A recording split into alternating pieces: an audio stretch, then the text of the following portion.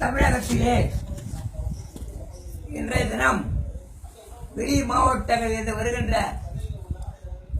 உணவுப் பொருட்களை, நிவாரணப் பொருட்களை அகில இந்திய அதிமுக ரவுடிகள் ஜெயலலிதா படத்தை ஒட்டினால்தான் வண்டி போகும் சென்னைக்கு என்று காஞ்சிபுரம் டோல்கேட் அருகிலே மடக்கி வைத்திருக்கிறார்களாம்.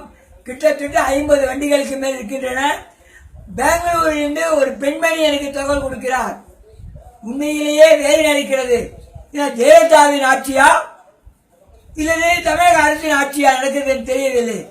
ரவுடிகளுக்கு எல்லாம் ஊக்கம் கொடுக்கிற ஜெயலலிதாவே, உன்னை பழிவாங்க புறப்பட்டு விட்டான் ஆண்டவன். ஒழுங்காக இருக்க சொல்லும் அதிக ஆட்களை, இல்லை என்றால் புறப்பட்டு விடுவான். டிராபிக் ராமசாமி காஞ்சிபுரம் அருகிலே, டோல்கேட்டுக்கு அருகிலே. உங்கள் அனைவரையும் எந்த செய்வார்களே தெரியாது. ஜெயலலிதா புரிந்துகொள். உங்கள் உறுப்பினர்களை அடக்கவில்லை என்றால் மக்கள் உங்களை அடக்கி விடுவார்கள்.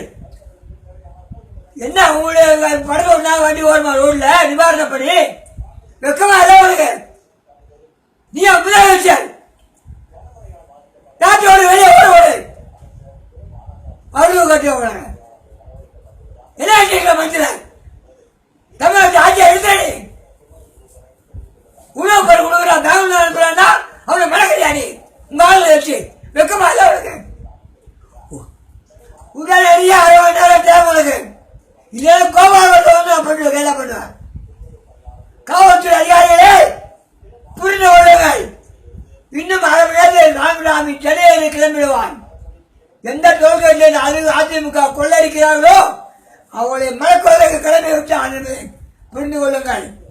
உடனடியாக அந்த மகன்களை அனுப்ப வேண்டும். உணவுப் பொருள் மக்கள் அவதிப்படுகிறார்கள். சேதாப்பேட்டை, ஜாகர்பேட்டை எல்லாம் காலையில பார்த்து வந்திருக்கேன். வெக்கம் கட்டு அதிமுக தொண்டர்களே, அறிவில்லாம் அவளுக்கு இங்க பிச்சை போகியா?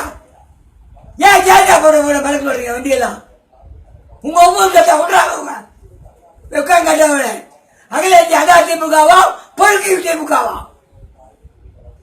உடனடியாக அவர்களை அங்கிருந்து நிறுத்தவில்லை என்றால் காவல்துறை நிச்சயமாக டிராபிக் கட்டளையிடுவோம் என்பதை ஒட்டத்தை இருக்கிறேன். ஜெயலலிதாவே புரிந்துகொள்.